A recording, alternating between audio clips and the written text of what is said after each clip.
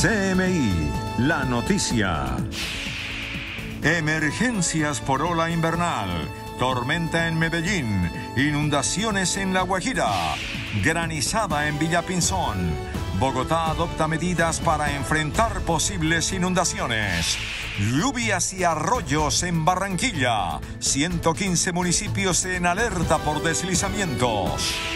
Gobierno y ELN reactivarán diálogos. Habla Pablo Beltrán, comandante del ELN. ONU alerta por desbordamiento de la violencia en Nariño, Cauca y Arauca.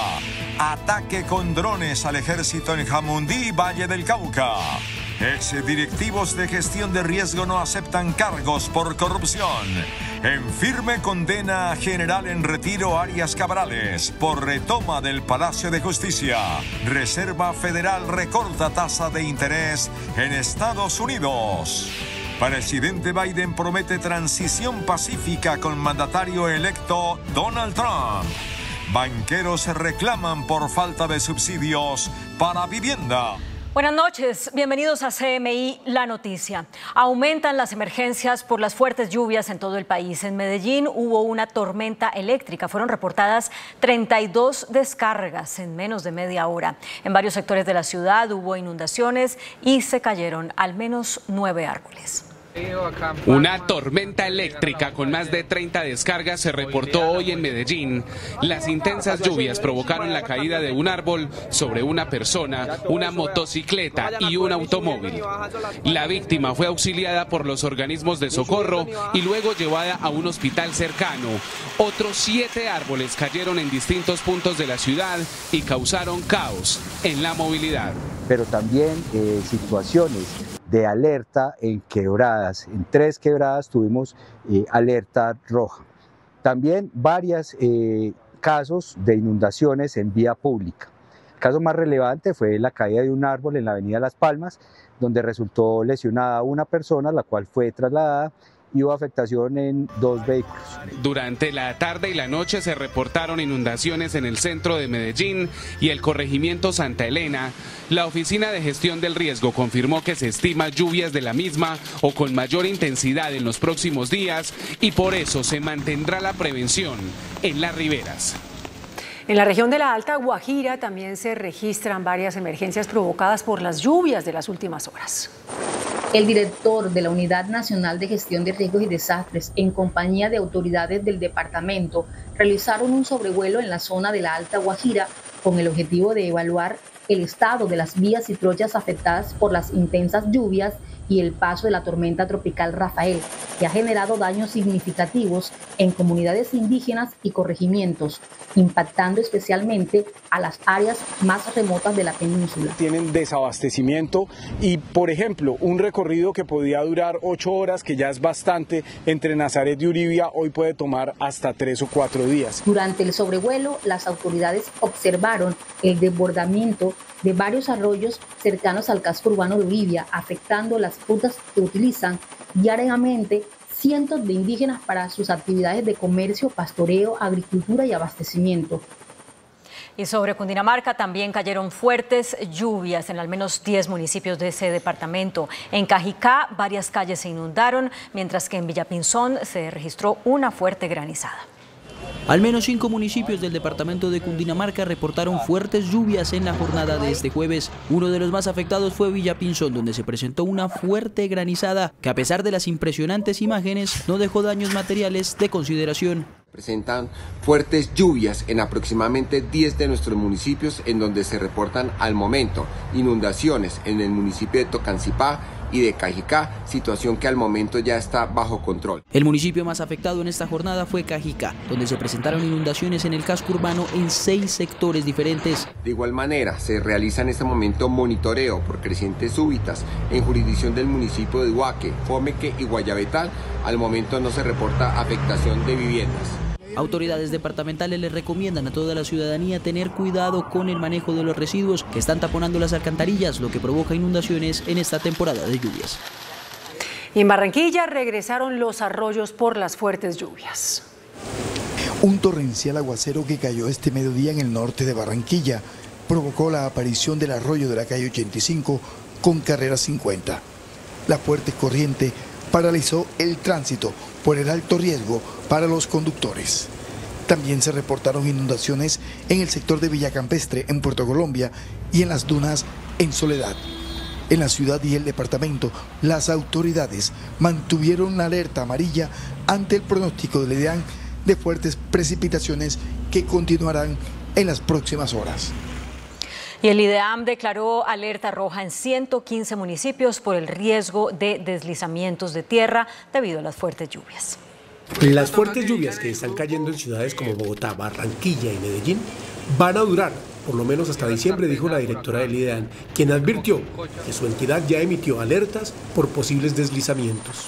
En este momento, permíteme dar un número, hay 115 municipios en alerta roja por deslizamiento. Esto no quiere decir que en todos los 115 vaya a haber un deslizamiento, pero tienen una alta probabilidad de que esto ocurra, y esto va a depender mucho de las condiciones de contexto. Desde el IDEAM damos la información del peligro o la amenaza, pero el riesgo también se compone de la vulnerabilidad. La directora del IDEAM, quien asiste a un congreso de meteorólogos en Costa Rica, explicó cuáles son los departamentos con mayor vulnerabilidad. Son varios los departamentos que contienen municipios en alerta, principalmente en Antioquia, en Chocó, en Risaralda, el Valle del Cauca y Santander son los departamentos que concentran la mayoría de municipios en la alerta roja. Dijo la directora del IDEAM además que las fuertes lluvias nada tienen que ver con el fenómeno de la Niña, que aún no llega a Colombia. En Bogotá, la alcaldía adoptó medidas especiales para enfrentar posibles inundaciones por lluvias. Todos los organismos de socorro se mantendrán en alerta ante el riesgo de una nueva inundación de la autopista norte. Una revisión adicional de los vallados alrededor de la autopista y alrededor de estos puntos de la autopista. Una revisión adicional del vertedero que tiene el humedal también hacia el canal que lleva después al río Bogotá, para revisar si es necesario nuevamente hacer eventualmente una limpieza. Son más de 185 personas que estarán prestas para atender una eventual emergencia con 2 máquinas especializadas para la succión del agua. Vamos a establecer 2 ambulancias, una de la ANI o del concesionario que va a estar aquí en el costado 235, y vamos a tener una de la Secretaría de Salud en el costado sur de esta zona del humedal. Tenemos 14 volquetas, 15 grúas también, motobombas. Las grúas son importantes para poder mover los vehículos cuando quedan eventualmente obstruyendo la vía. Además, hay 2 buses alimentadores a disposición de aquellos peatones que eventualmente queden atrapados en medio del agua. La Secretaría de Educación recomendó a los 56 colegios privados del norte de la ciudad tener clases únicamente hasta el mediodía de este viernes. La decisión final la tomará cada colegio. Y en medio de estas emergencias por las inundaciones en la autopista norte de Bogotá se conocieron las condiciones que dio la Agencia Nacional de Licencias Ambientales para entregar la licencia ambiental del proyecto de ampliación de esta vía. El proyecto de ampliación de la autopista norte de Bogotá en los sectores críticos que se inundan depende de que se corrijan algunos aspectos para poder conseguir la licencia ambiental por parte de la ANLA. Las obras hidráulicas que se estaban proyectando no eran lo suficientemente adecuadas para garantizar la conectividad entre los 2 humedales, Torca y Guaymaral. Recordemos que son humedales de importancia internacional en el marco de la Convención Ramsar. Tan pronto se corrijan los errores ambientales del proyecto y se presente nuevamente, ¿en cuánto tiempo se tramitaría la licencia? Bueno, es importante señalar que nos hemos reunido con el concesionario, de hecho la semana pasada, que tenemos mesas de trabajo con el concesionario para ir analizando. Y eso va a permitir que cuando radiquen, digamos, podamos avanzar más rápidamente. La ANLA legalmente cuenta con 90 días hábiles para pronunciarse. Las delegaciones de paz del gobierno y el ELN dieron pasos firmes en Caracas para superar el congelamiento y crisis de la mesa de negociación. Fijaron un nuevo modelo de negociación y quedó en claro que de aquí a agosto de 2026 no se firmará un acuerdo definitivo para poner fin al conflicto. Las 2 delegaciones de paz afirman que la intención es fortalecer esta mesa como única instancia de negociación y decisión. Asimismo, coinciden en la urgencia de superar los factores de crisis y en hacer lo necesario para avanzar al máximo en los siguientes 20 meses del actual gobierno. Luego de 5 meses de parálisis en la mesa de diálogos entre el gobierno y el ELN, hemos concluido una exitosa reunión en la que damos los primeros pasos para retomar plenamente nuestras actividades. En la mañana, el grupo insurgente publicó este comunicado titulado La voluntad de paz del ELN. El resultado es evidente. Se dio un paso fundamental en dirección a resolverlo del congelamiento, porque profundizamos bastante en los problemas. Ese diagnóstico de los problemas es muy importante para ver cómo se resuelven y da pie para que haya soluciones conjuntas. Sin embargo, para el ELN, la cuestión de la negociación con el Frente Comuneros del Sur sigue siendo un punto a resolver. Sobre el caso de Nariño, para nosotros es muy importante que el gobierno considere que eso no le sirve a este proceso. O sea, que lo hemos caracterizado como un acto de guerra contra esta mesa. Entonces, si nosotros tenemos una caracterización fuerte, queremos conocer la del gobierno. ¿Por qué? Porque si dice que eso es bueno, pues vamos a chocar. Pero si dice, bueno, es un error y lo voy a enmendar, pues es otra cosa. Entonces, ahí está como el centro del debate que tuvimos en esta reunión. Y el ELN se hace una pregunta de cara a esta negociación. A nosotros nos tiene sin cuidado la parte del gobierno que impulsa eso, ¿qué haga con ese grupo? Más allá o más acá, lo que les decimos es, queremos que le respondan al país en 5 o 10 años qué ha resultado de crear una disidencia y que nos digan si crear disidencias es la metodología para la paz total. Eso es lo que nosotros rechazamos. El manifiesto tiene 13 puntos, entre los cuales el ELN habla de un acuerdo nacional para impulsar la democratización, así como un nuevo modelo de negociación.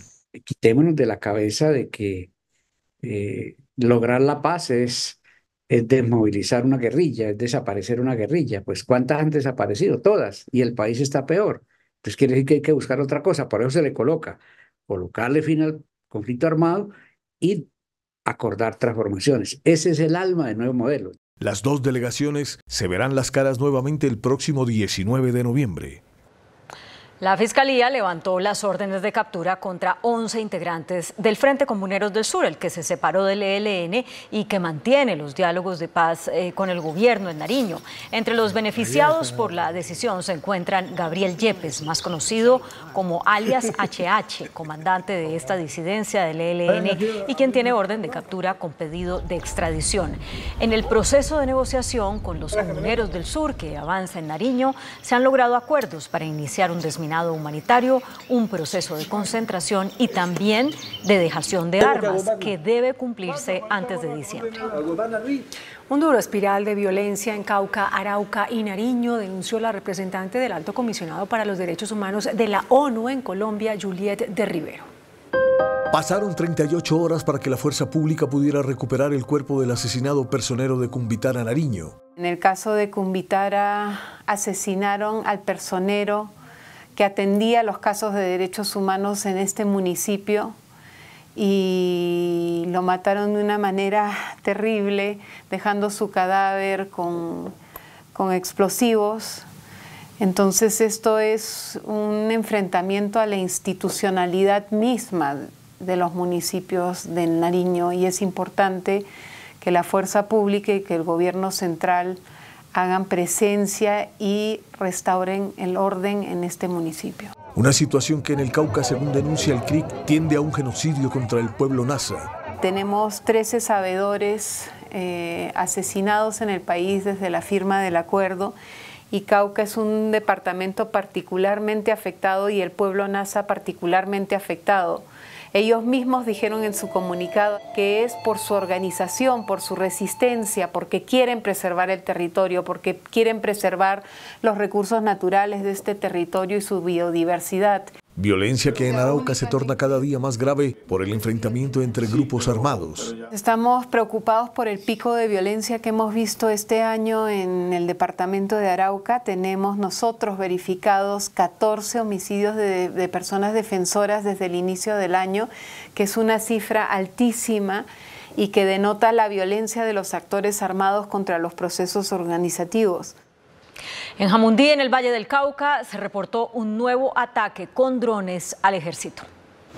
En medio de operaciones ofensivas por parte del Ejército Nacional en zona rural de Robles, en Jamundí, departamento de Valle del Cauca, fue lanzado un artefacto explosivo acondicionado en un dron, el cual, según las autoridades, iba dirigido contra tropas desplegadas en esa zona del país. Rechazamos la utilización indiscriminada de estos artefactos explosivos, que son una grave infracción al derecho internacional humanitario y una flagrante violación a los derechos humanos. Este sería un hecho protagonizado por el grupo armado organizado Jaime Martínez, disidencias de las FARC. Se confirmó que no hubo uniformados heridos ni población afectada. Un policía resultó gravemente herido en Cauca tras un ataque de las disidencias FARC. El hecho fue perpetrado contra una subestación de policía en El Patía, donde hombres armados dispararon indiscriminadamente. En el hecho, una perrita que cuidaba las instalaciones murió. Los exdirectivos de la Unidad Nacional de Gestión del Riesgo, Olmedo López y Sneider Pinilla, no aceptaron una nueva imputación de cargos por el caso de corrupción en esa entidad. Continúan las audiencias por el caso de corrupción en la Unidad Nacional de Gestión de Riesgo de Desastres. Olmedo López, exdirector de la entidad, y Sneider Pinilla no aceptaron el nuevo delito imputado por la Fiscalía. Ahora deberán responder en total por 6 delitos relacionados con el escándalo de corrupción en la entidad. Finalmente, este concurso con interés indebido de contratos en 53 oportunidades. ¿Acepta o no acepta los cargos? Señor juez, no acepto. ¿Esta decisión la tomó de forma libre, consciente, voluntariamente e informado? Sí, señor juez, la tomó de manera libre, voluntaria y conscientemente, como usted lo dice, señor juez. López y Pinilla ya fueron imputados el pasado 25 de julio por los delitos de concierto para delinquir, peculado por apropiación, interés indebido en la celebración de contratos, falsedad ideológica en documento público y falsedad en documento privado. La Corte Suprema de Justicia dejó en firme la condena de 35 años contra el general en retiro, Jesús Armando Arias Cabrales, por la retoma del Palacio de Justicia. La Sala Penal de la Corte inadmitió la demanda de revisión que fue presentada por la defensa del general en retiro Jesús Armando Arias Cabrales, condenado por la desaparición forzada en el marco de los hechos que rodearon la toma y posterior retoma del Palacio de Justicia en noviembre de 1985. La JEP también había inadmitido la revisión de la condena luego de que en el 2019 Cabrales solicitara su sometimiento a esa jurisdicción. En el 2023 la JEP lo excluyó y trasladó el proceso a la Corte. Para negar el recurso, la Corte señaló que los argumentos de la defensa de Cabrales no eran suficientes y que lo que pretendía era reabrir un debate sobre hechos probados y no novedosos. Un sobreviviente del Holocausto del Palacio de Justicia denunció torturas cometidas por el entonces coronel Jesús Armando Plazas Vega luego de salir con vida del palacio. En medio de los actos conmemorativos por los 39 años de la toma y retoma del Palacio de Justicia, CMI habló con Orlando Arrechea Ocoro, sobreviviente de los hechos. Era empleado de la Sala de Casación Penal de la Corte Suprema de Justicia en el cargo de oficial mayor para la época de los hechos. Mandamos al Estado porque la Corte Interamericana de Washington ordenó que nos indemnizaran por desaparición forzada, tortura y secuestro. Orlando contó que fue torturado al salir con vida del palacio. Y varios de nosotros fuimos torturados en la Casa de Florero y en las caballerizas. Desgraciadamente fuimos torturados horriblemente por el coronel Plaza Vega de esa época. Pensaban que yo era guerrillero porque era del Cauca. El abogado Rafael Barrios del colectivo de abogados advirtió que aunque hay una condena internacional por estos hechos, esta no se ha cumplido. La principal es el tema de justicia, que se investigue, enjuicie y sancione a todos los responsables de las graves violaciones, es decir, desapariciones forzadas, torturas y ejecuciones extrajudiciales. Los actos conmemorativos por el Holocausto continuarán mañana viernes en el Palacio de Justicia. Noraver Noche te desea buenas noches. Duerme sin los síntomas de la gripa. Duerme bien. Noraver, potente alivio. El Instituto para la Vigilancia de Medicamentos y Alimentos, INVIMA, detectó que algunos medicamentos para tratar enfermedades raras han resultado ineficaces y sus costos han resultado exagerados para el sistema de salud. El director del INVIMA le planteó a CMI un preocupante problema en el proceso de otorgamiento de licencias a tratamientos para enfermedades raras. La industria innovadora global quiere que en Colombia aprobemos muy rápido cualquier innovación que llegue porque significa una esperanza, lo cual es solo parcialmente cierto. Para el INVIMA prima la seguridad del paciente. Nosotros nos vamos a tomar el tiempo que sea necesario para que lo que aprobamos sea lo que tiene un buen balance beneficio-riesgo, sea seguro y sea eficaz.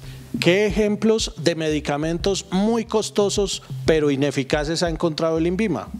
Hace unos meses se retiró del mercado el Ataluren, un medicamento para una enfermedad rara que significó un medicamento de 200 millones de pesos por paciente y por año, y que significó un gasto importante en el sistema de salud, más de 22.000 millones de pesos, y no sirve. Polémica provocó un borrador de decreto mediante el cual el gobierno del presidente Gustavo Petro plantea la reglamentación de la compra de hoja de coca y de amapola por parte de entidades públicas. Este es el borrador de decreto suscrito por los ministerios de Justicia, Agricultura y Salud, mediante el cual el gobierno reglamenta la compra de hoja de coca por parte de entidades públicas en todo el territorio nacional, esto con fines médicos, científicos e industriales.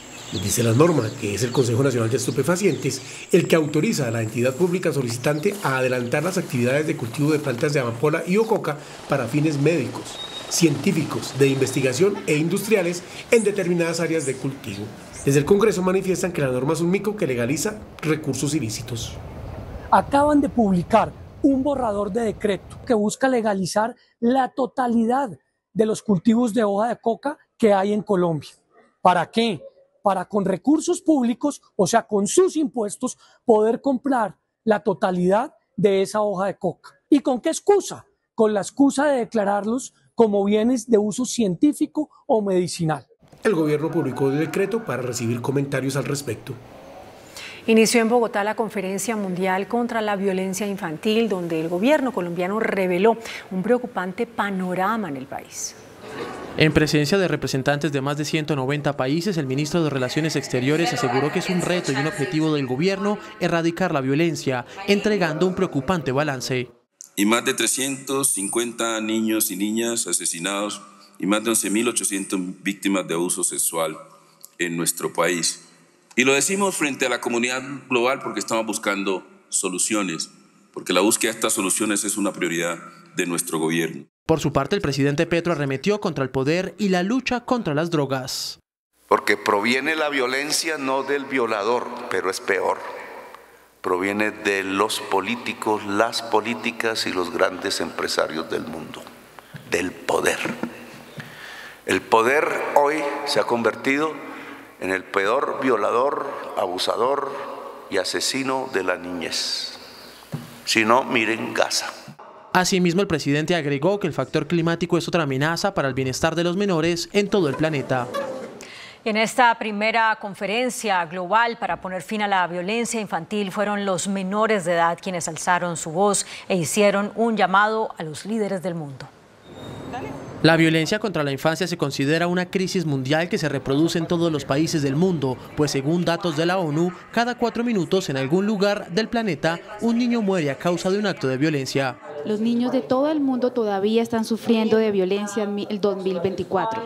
Tenemos aproximadamente 5 años hasta el 2030 para lograr las metas de desarrollo sostenible, incluyendo la meta 16.2 para acabar todas las formas de violencia en contra de los niños. Esta conferencia internacional busca poner en la mesa de discusión la necesidad de la protección de los menores de edad. Porque la violencia infantil no se puede seguir dando en ninguna parte del mundo. Las niñas y los niños, hoy venimos a decirles que tienen que realizar esas acciones ahora, porque no somos un objeto, somos niños y tenemos vida. Así las cosas, los niños, niñas y adolescentes en el mundo hacen un llamado a las políticas e intervenciones adecuadas para su protección. El presidente electo de los Estados Unidos, Donald Trump, anunció el primer nombre del gabinete con el que gobernará. Dijo que esta es una decisión histórica. Nominó a su gerente de campaña, Susie Wiles, como jefa de gabinete para que ejerza a partir del 20 de enero de 2025, cuando el republicano asuma de nuevo la presidencia. Wiles, de 66 años, conocida en el entorno de Trump como la doncella de hielo y quien trabajó con Ronald Reagan, se convierte así en la primera mujer en la historia de los Estados Unidos en asumir la jefatura de gabinete de un presidente de Estados Unidos. Apenas 2 días después del triunfo de Donald Trump, la Reserva Federal de Estados Unidos hizo un nuevo recorte a las tasas de interés. Su presidente, Jerome Powell, descartó una renuncia por la victoria electoral del republicano. 2 días después del triunfo de Donald Trump en las elecciones presidenciales de los Estados Unidos, la Reserva Federal decidió una nueva baja en la tasa de interés de referencia, estableciendo un recorte de 0,25 puntos porcentuales y fijando la nueva tasa en 4,75% Today, the FOMC decided to take another step in reducing the degree of policy restraint by lowering our policy interest rate by a 0.25 percentage point. We continue to be confident that with an appropriate recalibration of our policy stance, strength in the economy and the labor market can be maintained, with inflation moving sustainably down to 2%. El presidente de la Fed también advirtió que no renunciará aunque Trump se lo pida. If he asked you to leave, would you go? No. El presidente de la Reserva Federal también afirmó que la victoria de Donald Trump no influirá en las tasas de interés a corto plazo. El presidente de los Estados Unidos, Joe Biden, se comprometió a realizar una transición pacífica del poder y le dijo a Donald Trump que no puede amar a su país solo cuando gana. El presidente de Estados Unidos, Joe Biden, empezó a despedirse de la Casa Blanca con un mensaje al país, 2 días después de la gran victoria electoral. Durante su discurso, el actual mandatario le envió un mensaje a Trump que contrasta con la actitud del republicano cuando fue él quien tuvo que ceder el poder en el año 2021. We accept the choice the country made. I've said many times, you can't love your country only when you win. You can't love your neighbor only when you agree. Biden también prometió una transición en el poder pacífica y ordenada. I spoke with President-elect Trump to congratulate him on his victory, and I assured him that I'd direct my entire administration to work with his team to ensure a peaceful and orderly transition. El demócrata también quiso poner en valor su obra de gobierno y dijo que trabajará hasta el fin de su mandato. El presidente de Venezuela, Nicolás Maduro, le planteó al electo mandatario de Estados Unidos, Donald Trump, un nuevo comienzo en las relaciones bilaterales entre los dos países. El mandatario venezolano le propuso al presidente electo de Estados Unidos, Donald Trump, ignorar que hay tensiones entre ambos países. En su primer gobierno, presidente reelecto Donald Trump, no fue bien. Este es un nuevo comienzo para que apostemos a ganar y le vaya bien a Estados Unidos, le vaya bien a Venezuela y siempre abogamos para que le vaya bien a América Latina y el Caribe.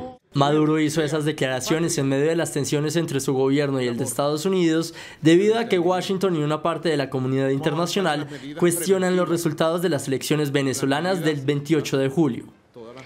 Luego del triunfo de Donald Trump, el magnate Elon Musk aumentó significativamente su riqueza. El capital de Tesla, una de sus compañías, se disparó. Expertos calculan que Musk aumentó en $15.000 millones su riqueza. La capital de Ucrania está bajo alerta. El ejército ruso bombardeó con drones por más de 8 horas varias zonas de Kiev. Decenas de drones rusos atacaron la capital ucraniana Kiev en una serie de bombardeos nocturnos que duró 8 horas. Las fuerzas rusas dispararon drones solitarios y enjambres de drones que ingresaron al espacio aéreo ucraniano desde varias direcciones y a una variedad de altitudes que dejaron a 2 personas heridas en un aparente intento de forzar los sistemas de defensa aérea y poner en peligro a los residentes de la ciudad. Por su parte, el presidente ucraniano Volodymyr Zelensky solicitó más ayuda internacional para evitar estos ataques. El mandatario también afirmó que el ejército ucraniano está teniendo dificultades para igualar al poderío de las armas rusas. En California, al menos 27 millones de personas están bajo alerta por incendios forestales. Un incendio forestal de rápida propagación alimentado por fuertes vientos tiene en alerta el sur de California después de destruir docenas de casas y obligar a miles de residentes a huir cuando aumentó el tamaño en pocas horas. El Servicio Nacional de Meteorología emitió una advertencia de bandera roja que se utiliza para describir un comportamiento de incendio extremo y que amenaza la vida. Esta alerta afecta a 27 millones de personas. Hasta ahora en Mountain, las conflagraciones provocaron órdenes de evacuación para más de 10.000 habitantes. Se espera que los poderosos vientos ganen impulso y empeoren las condiciones para los bomberos, que ya están combatiendo con visibilidad limitada para salvar las vidas. El gobierno de Venezuela solicitó a Interpol que emita una circular roja contra el líder opositor Edmundo González Urrutia.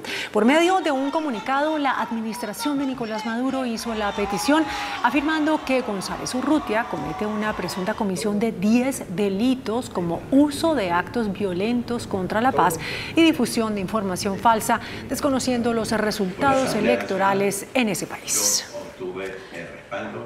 El volcán Lewotowey en Indonesia entró en erupción por segunda vez en una semana. Las autoridades comunicaron que los residentes de aldeas cercanas fueron trasladados a edificios escolares y a refugios temporales ubicados a unos 20 kilómetros del cráter. Hasta el momento se contabilizan 10 personas fallecidas. En Corea del Sur, un grupo de investigadores creó un carro de compras volador. Investigadores surcoreanos del Laboratorio de Robótica Móvil de la Universidad Nacional de Ciencia y Tecnología de Seúl desarrollaron una nueva plataforma de transporte aéreo de carga llamada Paletom, que puede controlarse mediante interacción humana directa mientras mantiene la estabilidad en el aire. El carrito de compras volador puede sostener los productos y moverlos aplicando una fuerza suave incluso mientras se camina por las escaleras, algo que no es posible con un carrito de compras convencional. El equipo investigador dijo que los drones multirotor existentes tienen alas fijas y necesitan ser inclinados para cambiar de dirección mientras están suspendidos en el aire, por lo que solo pueden cargar mercancías inferiores a los 15 kilos. El precio del dólar en Colombia cayó luego del recorte de las tasas de interés en los Estados Unidos. Después de surtidas las elecciones en Estados Unidos, los mercados financieros en parte volvieron a la tranquilidad. Sin embargo, a media jornada, el dólar se desplomó después de la reducción de las tasas de interés anunciada por la Reserva Federal. La divisa cerró este jueves en 4.345 pesos, lo que significó una disminución de 85 pesos frente al día de ayer. Hay una frase que se usa en los mercados que se dice: compren el rumor, vendan la noticia. Y cuando los mercados ya conocen en ciencia cierta cuál es la noticia, se tranquilizan porque ya saben cuáles son las condiciones. En la jornada el dólar tocó mínimos de 4.305 pesos, donde se negociaron 1.629 millones de dólares. Esperemos a ver cómo evoluciona el mercado en ese aspecto. Lo que sí sabe es que es volatilidad.